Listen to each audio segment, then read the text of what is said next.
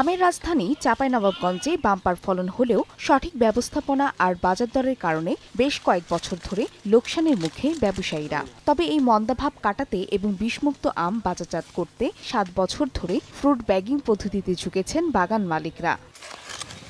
এই পদ্ধতিতে পরিচর্যার খরচ কম এবং শতভাগ নিরাপদ হওয়ায় আবারও লাভবান হবার স্বপ্ন দেখছেন বাগান মালিকরা। ব্যাগিং করাতে পোকা লাগে না, কালার ভালো থাকে।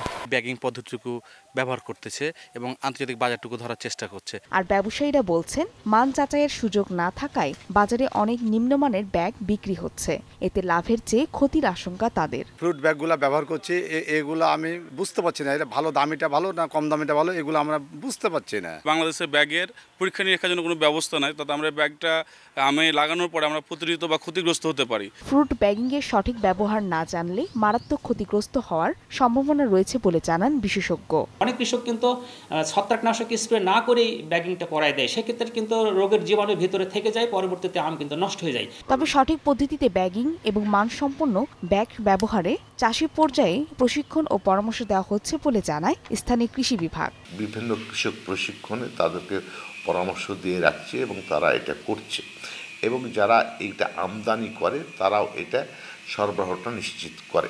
জেলার ৩৮,০০০ হেক্টর জমিতে ৬০ লক্ষাধিক আম গাছ আছে। চলতি বছর ১০ লাখ আমে ফ্রুট ব্যাগিং পদ্ধতি ব্যবহার করা হয়েছে।